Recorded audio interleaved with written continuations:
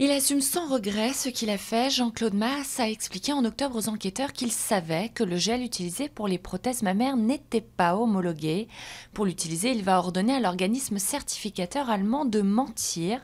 Pendant son audition, Jean-Claude Masse a qualifié les plaignantes de personnes fragiles à la recherche de fric.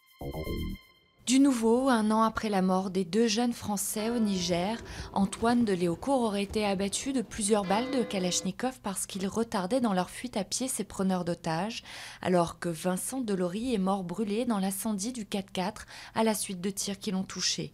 C'est ce que révèle ce vendredi Libération qui publie le témoignage d'un membre d'Al-Qaïda au Maghreb islamique.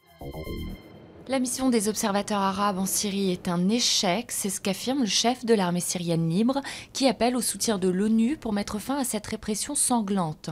De nouvelles manifestations se dérouleront ce vendredi. Les observateurs devraient quant à eux remettre un rapport de mission ce dimanche au Caire. On célèbre ce vendredi les 600 ans de la pucelle d'Orléans. Nicolas Sarkozy s'est rendu pour l'occasion à Domrémy, dans les Vosges, village natal de Jeanne d'Arc. Un hommage présidentiel que le Front National taxe d'opportunisme.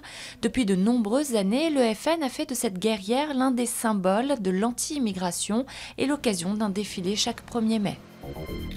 100 ans après le naufrage du Titanic, plus de 5000 objets retrouvés au fond de l'océan seront mis aux enchères en avril prochain à New York. Cette véritable île flottante a sombré dans l'Atlantique en 1912 après avoir heurté un iceberg. Près de 1500 personnes sont alors mortes dans le naufrage.